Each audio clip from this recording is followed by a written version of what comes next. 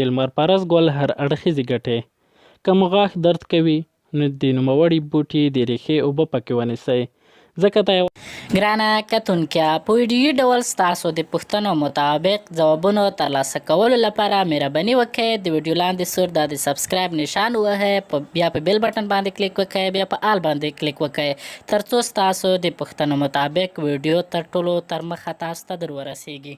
یوه تجربه شوې خبره ده. ویل کېږي چې د ریښې اوبه یې د زړه د پیاوړتیا لپاره هم ډېرې ګټورې دي. فکر مې وي چې امیدوارې ښځې د لمر پرست ګل د ریښو اوبه ونه څښي، ځکه ورته ډېر زیان رسولی شي. که غواړئ چې اعصاب مو پیاوړي شي نو هره ورځ له سهارنۍ وروسته 20 ګرامه د لمر پرست ګل دانې وخورئ. هغه کسان کوم چې د لمر پرست ګل له دانو څخه ډېره ګټه اخلي نو په هغه کې به د مینې کچه لوړه وي او حوصله به یې زیاته وي. که څوک غواړي ځان چاغ کړي نو د لمر پرست له دانو د ګټه اخلي، هغه هم سهار او وروسته له غرمې. هغه کسان کوم چې د لمر پرست ګل دانې خوري نو ویټامین A، فاسفور، فلورین او کلسیم به یې زیات شي او د غاښونو او سترګو لپاره هم ډېر ګټور دي. هغه څوک چې د لمر پرست ګل دانې خوري نو معده به یې جوړه وي، ځکه د معدې د جوخ او التهاب ضد دی.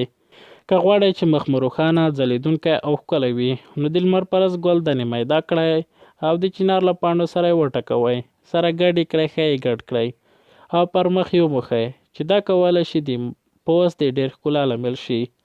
یو څه په یاد ولرئ، کله چې ډېر وږي وئ د لمر پرست ګل د دانو ګټه مه اخلئ، ځکه په هغه صورت کیدای شي د معدې د ستړیا لامل شي او دومره څه ورته ونه رسیږي څومره ته چې اړتیا لرئ. د پوټکي، ویښتو او نخالصو خلط ښه والی، د حجرو ساتل، د ضد رادیکلونو څخه ساتل دي. ویټامین E د دې سربیره د محصول هغه نور مواد لري چې د انټي اکسیډنټ ځانګړتیاوې لري. د وینې د رګونو او شریانونو دیوالونو پیاوړتیا کوي. دا ډول شتمني د امینو اسید ارګینین له امله دی.